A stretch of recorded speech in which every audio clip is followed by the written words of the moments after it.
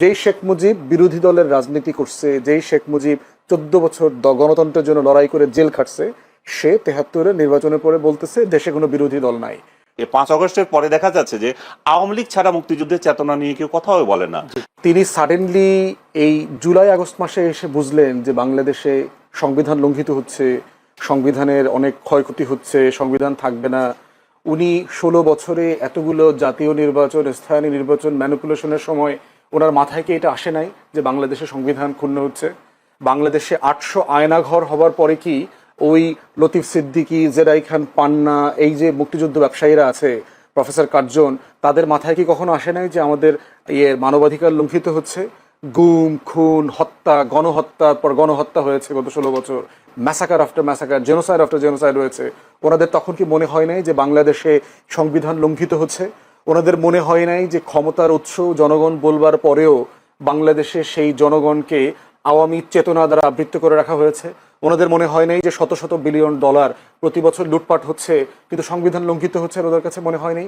Suddenly কেন গত জুলাই আগস্টে এসে ওনাদের মনে হইতেছে যে আমাদের তো এই সংবিধান নাই, সংবিধান লঙ্ঘিত হচ্ছে, অত কিছু একটা করা দরকার?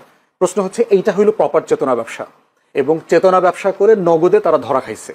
ব্যবসাটা করতে গিয়ে ভুল টাইমে ব্যবসাটা করছে। এমন একটা সময় এই ব্যবসায় পুঁজি ইনভেস্ট করছে যেই সময় এই ব্যবসাতে ভাটা চলতেছে, জোয়ারের জমানাতে ছিল না। এবং এরা সবাই কোনো না কোনো ফর্মে কিন্তু গত রেজিমের বেনিফিশিয়ারি, ডাইরেক্টলি ইনডাইরেক্টলি কোনো না কোনো ফর্মে। বলেন এই লতিফ সিদ্দিকী, উনি তো এই সরকারের এমপি মন্ত্রীও ছিলেন, চাকরি চলে গেছে। যদি বলা হয় এক কারণে চাকরি গেছে, আসলে চাকরি গেছে অন্য কারণে। জয়ের সমালোচনা করছে, জয়ের লুটপাট নিয়ে কথা বলছে। তাহলে এই বেনিফিশিয়ারিরা সাডেনলি যে ব্যবসায়ী করছে, আপনি রংপুরের যে ঘটনাটা বললেন সেটার সাথে যদি এই ঘটনাটা মিলান, আগের ঘটনাটা হইলো প্রপার চেতনা ব্যবসা 71-এ, আর এই ঘটনাটা হলো একটা বিচ্ছিন্ন ঘটনা। কিন্তু আইন শৃঙ্খলা বাহিনী তাদের বিষয়টাকে আইনগতভাবেই মানে অ্যাড্রেস করতে হবে। আইন যেন কোনোভাবে লঙ্ঘিত না হয়, কারণ অধিকার যদি কোনোভাবে লঙ্ঘিত হয়ে থাকে সেই বিচার, সেই ব্যবসাগুলো যেন, ব্যবসার পাশাপাশি বিচারটা যেন রাষ্ট্র এনশিওর করে, ওইটা আমরা চাইবো। আমরা একটা প্রশ্ন করি ব্যারিস্টার ফুয়াদ, সেটা হচ্ছে জুলাই আন্দোলনে যারা ছিলেন এবং তারা যে স্বপ্ন দেখেছেন, যারা দেশের মানুষকে যে স্বপ্ন দেখানো হয়েছিল, এখন যে পরিবেশ পরিস্থিতি, আইন শৃঙ্খলা বলেন, এই যে মব তৈরি করে মাজার ভাঙা থেকে শুরু করে সবকিছু, এখন আনিস আলমগীরও ঠিক একই কথা বলছেন যে যারা আন্দোলন করেন তারা এখন ফ্রাস্ট্রেশনে ভুগছেন, তারা বলছেন এই আন্দোলন করা ঠিক হয়নি। আপনি কি বলবেন? না, এটা মনে করলে তো সারা দেশের মানুষ আবার নেমে আসতো। গত বছর যারা আন্দোলন করেছে, বর্ষপূর্তি পালন করলো, সাডেনলি যদি দেশের মানুষের মনে হয়ে থাকে যে না, আন্দোলন করে তো আমাদের কিছু আশা পূরণ হয়নি, তারা লাখে লাখে কোটিতে কোটিতে রাস্তায় নেমে আসুক, প্রতিবাদ জানাক।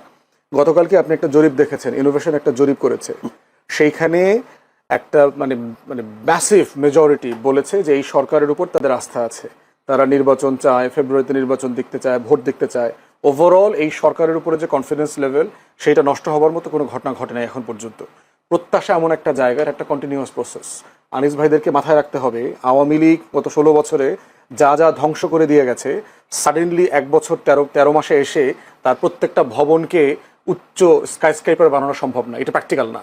কিন্তু প্রশ্ন হচ্ছে রুট ঠিক আছে কিনা, যাবার পথ ঠিক আছে কিনা, সেখানে এই যাবার জায়গাগুলোতে কোনো ভুলভ্রান্তি হচ্ছে কিনা, বাড়াবাড়ি হচ্ছে কিনা, সেটা নিয়ে কন্টিনিউয়াসলি আমাদেরকে ঠিক করতে হবে, কন্টিনিউয়াসলি সমালোচনা করতে হবে।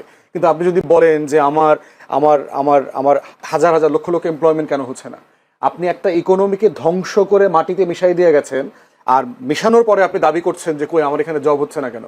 একটা কান্ট্রিতে কখন এফডিআই আসে, কখন বিদেশি বিনিয়োগ আসে, কখন এখানে জব ক্রিয়েট হয়, এটা তো একটা প্রসেস আছে। এখানে তো আলাদিনের চেরাগ নাই যে ইনুস সাহেব ওনার চেরাগটা, ল্যাম্পটা অন করে দিচ্ছে আর এখানে লাখ লাখ জব তৈরি হয়ে গেছে। এইখানে কন্টিনিউয়াসলি গত 4 বছর ধরে এফডিআই মানে নাই, ক্লোজ টু জিরো। এখানে আপনার রিজার্ভ গত 5-7 বছর থেকে জিরোতে ছিল। গত 4 বছর পরে প্রথমবার দেখলাম এই মাসে আমার রাষ্ট্রের ব্যালেন্স অফ পেমেন্ট দিতে, লেনদেন, বিদেশি দেনা পাওনা শোধ করতে তাকে স্ট্রাগল করতে হয়নি, তার সাফিসিয়েন্ট ফান্ড আছে। তাহলে এইরকম একটা জায়গায় আমি বিদেশি বিনিয়োগ কীভাবে আশা করবো, যেখানে গণতন্ত্র নাই, গুম খুনের স্বর্গরাজ্য হয়ে গেছে, আপনি বিরোধী দল নিশ্চিহ্ন করে দিয়েছেন, নির্বাচন ব্যবস্থা ধ্বংস করে দিয়েছেন, দেশে বিদেশে কারো টোটাল 40টা ব্যাংক রেড জোনে চলে গেছে। সেই আলাপটা না তুলে, এসালমের সাথে, এসালম যে আমার পুরো ইন্ডাস্ট্রি ধ্বংস করে দিয়ে গেছে, সেই আলাপটা না তুলে আপনি যদি এখন আশা করেন যে এগুলো থেকে এখন আমাদের ইনভেস্টমেন্ট হচ্ছে না কেন, টাকা তো আছে, ব্যাংকও বলছে সাফিসিয়েন্ট এলসি করবার মতো, ইনভেস্টারদেরকে দেওয়ার মতো টাকা আছে, কিন্তু ইনভেস্টার তো নাই। আপনার টোটাল প্রসেস তো ডিসরাপ্টেড হয়ে গেছে। টোটাল এই অলিগার্ক চোর, এই চোরেরা তো এখন ঘুরে বেড়াইতে পারছে না, তারা তো একটা মানে গা ঢাকা দিয়েছে, শেল্টার খুঁজতেছে। কদিন আগে দেখলাম যে বড় বড় আওয়ামী চোররাও দেখলাম বিভিন্ন মিটিংয়ে বড় বড় রাজনৈতিক দলের পাশে দাঁড়ায় দাঁড়ায় ফটো সেশন করছে। এইটা সময় লাগবে, দুইটা কাজ করছে। আমি একটু যেতে চাই আবার আনিস আলমগীরের কাছে। আনিস আলমগীর, আমরা দেখেছি আসলে যখন মুক্তিযোদ্ধা, বিশেষ করে 5 আগস্টের পরে মুক্তিযোদ্ধাদের উপর হামলা হয়েছে দেখেছি, কাউকে জুতার মালা পরাতে দেখেছি কুমিল্লায়, সেদিকে নির্বাচন কমিশনার প্রধান তাকেও গলা জুতার মালা পরানোর ঘটনা দেখেছি। তখন আমরা বলতে শুনেছি বা সুশীল সমাজকে বলতে শুনেছি মুক্তিযোদ্ধাদের উপর একটা অপমান হচ্ছে, অত্যাচার করা হচ্ছে, মুক্তিযোদ্ধাদের সম্মানহানি করা হচ্ছে।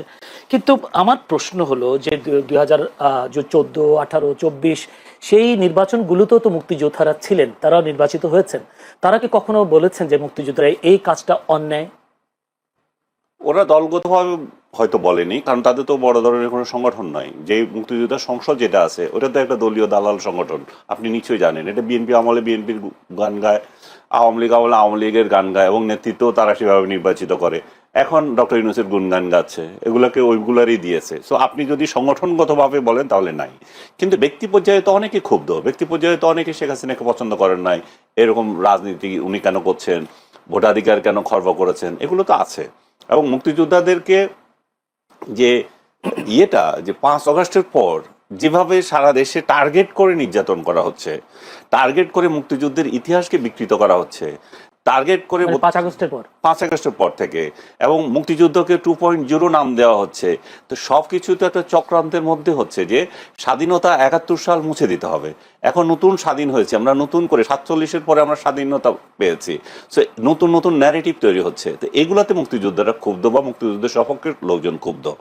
এবং এটাকে যদি চেতনা বলা হয়, যে চেতনার ব্যবসা যদি বলা হয়, তাহলে এটা একটা ভুল কনসেপ্টে যাবে। যেমন জুলাই আলারা যেমন করছে চেতনার, আপনি যেটা বললেন কোথায় জানি জুলাইয়ের একজন চেতনা ব্যবসা করছিল, সে এগুলো হচ্ছে চেতনা। কি তো দোকান থাকে না যে আপনি কিনে নেবেন? চেতনা কি মানে একটা নীতি আদর্শ। সে যদি মুক্তিযুদ্ধের নীতি আদর্শ যদি এগোতে থাকে, আপনার তো সেখানে বলার কিছু নাই। আরেকজন যদি জুলাইয়ের আদর্শে বিক্রি করতে থাকে, জুলাইয়ের আদর্শে উদ্বুদ্ধ হয়ে, সেখানে তো আমাদের কোনো আপত্তির কিছু নাই। কারণ জুলাই নিয়েও তো অনেকগুলো, ফুয়াদ বলছিলেন যে কোনো হয় নাই না, এখানে চেতনার ব্যবসা, যদি জুলাই চেতনার ব্যবসা খুব জমজমাট চলতেছে। জুলাই চেতনা নামে নানা ব্যানার বের হয়ে শাহবাগে অমুক জায়গায় তমুক জায়গায় মিছিল করতেছে। যত মানে জুলাইয়ের পরে যত অপকর্ম, যত মব সংস্কৃতির সাথে জড়িত, সবগুলো কিন্তু জুলাই নাম দিয়ে হচ্ছে। জুলাই ছাড়া কি কোনো একটাও হয় নাই। যত মব করছে এগুলো দেখবেন, যে আপনি খেয়াল করে দেখবেন, রাজনৈতিক দলগুলোর হয়তো সংখ্যা আছে, কিন্তু এই যে মবগুলোর একটা ব্যানার থাকে, এটাতে জুলাই আছে। কারণ জুলাই দিয়ে জুলাই সাংবাদিক, চেতনা সাংবাদিক, জুলাই শাহবাগ সাংবাদিক, শাহবাগ চেতনা, এইভাবে এদের নাম আছে কতগুলো, আমি সবগুলোর নাম মনে করতে পারি না। এগুলো সব এমন সব লোকজনরা এগুলোতে আছে, প্রমিনেন্ট কেউ না, কিন্তু তারা সমাজে এখন বড় বড় হত্যাকর্তা হয়ে অন্যকে হুমকি দেয়, এরে দেখিয়ে নিব, ওরে দেখিয়ে নেব। সো চেতনা আমি ওইভাবে দেখি, এটা তো কোনো দোকান না যে এটা ব্যবসা করবে। আর চেতনা এমন একটা জিনিস না যে আপনি লিখে রাখলেন সেটাতে কিছু হয়ে যাবে। জুলাইয়ের পরে 5 আগস্টের পরে চেতনা দেখছেন নাকি আসলে এর আগেও কোনো চেতনার ব্যবসা ছিল? চেতনার ব্যবসা অবশ্যই ছিল, আওয়ামী লীগ আমলও ছিল, এই আমলও ছিল। কিন্তু বিষয়টা হচ্ছে যে আপনার কেন চোখে লাগছে, কারণ নতুন স্বপ্ন, নতুন বাংলাদেশ না, চোখে লাগছে কারণ হচ্ছে যে একটা গোষ্ঠীকে আপনি টার্গেট করছেন। জুলাই চেতনা আওয়ামী লীগ বিক্রি করেছে তার ইয়েতে। এখন লোকজন বলতেছে যে আওয়ামী লীগ যে জুলাই চেতনা বিক্রি করেছে, মুক্তিযুদ্ধের চেতনা যে বিক্রি করেছে, দ্যাট ওয়াজ রাইট। কারণ এখন দেখা যাচ্ছে যে 5 আগস্টের পরে দেখা যাচ্ছে যে আওয়ামী লীগ ছাড়া মুক্তিযুদ্ধের চেতনা নিয়ে কেউ কথাও বলে না। বিএনপি আজ মুক্তিযুদ্ধের একটা দল, সেখানে একজন শহীদ প্রেসিডেন্ট জিয়াউর রহমান বাংলাদেশের স্বাধীনতার ঘোষক বলা হয়, কিন্তু তার দল মুক্তিযুদ্ধ নিয়ে কোনো কথা বলে না। মুক্তিযোদ্ধাদের অপমান নিয়ে, বঙ্গবন্ধুকে অপমান নিয়ে, 32 নম্বর ভাঙ্গা নিয়ে তারা কোনো কথা বলে না। তারা বরং রুমিন ফারহানা তো আর দলীয় না, এটা তো দল থেকে বলছি, যেমন দল যে আফল করা, সেটাকে তারা করছেন না। তো তাহলে দেখা যাচ্ছে যে আপনি মুক্তিযুদ্ধকে আঘাত করছেন বলেই এটা প্রশ্ন আসছে। এবং এখন মানুষ উপলব্ধি করছে যে আওয়ামী লীগ যে চেতনা করতো এবং সেটা ঠিকই ছিল, কারণ তারা ছাড়া চেতনার কথা বলারও লোক নাই এখন। যদি যেমন ফুয়াদ, যদি আনিস আলমগীর ভাইয়ের বক্তব্যটা যদি বলি, যে জুলাই যে চেতনা এখন চলছে, এই চেতনা দিয়ে প্রমাণ করে বিগত সময় আওয়ামী লীগের যে মুক্তিযুদ্ধের চেতনা, এটা সঠিক ছিল। এবং মুক্তিযুদ্ধের চেতনা এই কারণে ছিল যেহেতু এখন মুক্তিযুদ্ধকে কেউ কেউ বিলুপ্ত করবার চেষ্টা করছে। কি বলবেন? প্রশ্ন হচ্ছে যে এটা আনিস ভাই তার পরের স্লটে কাইন্ডলি বলবেন যে আসলে মুক্তিযুদ্ধকে ছোট করা, হেয় করার চেষ্টা কে করেছে? বাংলাদেশের পুরো ইতিহাস জুড়ে যদি দেখেন, মুক্তিযুদ্ধকে সবচেয়ে বেশি ছোট করেছে আওয়ামী লীগ, শেখ মুজিব, শেখ হাসিনা, শেখ পরিবার। কি কি ছিল মুক্তিযুদ্ধের চেতনা? আমরা কেন যুদ্ধ করেছি? 70-এ একটা নির্বাচন হয়েছে, যেই নির্বাচনে আওয়ামী লীগ, পূর্ব পাকিস্তান আওয়ামী লীগ ভোটে জিতেছে। সো গণতন্ত্রের মূল্যবোধ কি? আপনি তাকে ক্ষমতা দেবেন, না দিয়ে কি করলেন? একটা যুদ্ধ চাপিয়ে দিলেন, আমরা যুদ্ধ করতে গেলাম। তাহলে নির্বাচন, 69-এর গণ অভ্যুত্থান, 66-র 6 দফা, 71-এর যুদ্ধ, সবকিছুর মধ্যা চেতনার মূল জায়গাটা ছিল কি? এই রাষ্ট্রটা একটা গণতান্ত্রিক রাষ্ট্র হবে। শেখ মুজিব দেশে ফিরে এসে সরকারের দায়িত্ব নিলেন, শপথটা পর্যন্ত পড়েন নাই নিজে, কিন্তু সে সিংহাসনে বসছে, সে কিন্তু রাষ্ট্রের প্রেসিডেন্টের দায়িত্ব নেন নাই। দ্বিতীয়ত হইল 73-এর নির্বাচনের সময় আওয়ামী লীগ এবং শেখ মুজিব যা বলেছে, 293টা সিট নিছে। জাসদকে পিটায়া পাটায়া কেন্দ্র থেকে ব্যালট হেলিকপ্টারে করে চুরি করে ঢাকায় না গুইনা নির্বাচন ঘোষণা করছে। বঙ্গভবনে গিয়া বলছে দেশে কোনো বিরোধী দল নাই, শেখ মুজিব বলছে। যেই শেখ মুজিব বিরোধী দলের রাজনীতি করছে, যেই শেখ মুজিব 14 বছর গণতন্ত্রের জন্য লড়াই করে জেল খাটছে, সে 73-এর নির্বাচনের পরে বলতেছে দেশে কোনো বিরোধী দল নাই। সেই শেখ মুজিব বাংলাদেশে 4th সংশোধনী করে বাকশাল জাতীয় দল কায়েম করছে।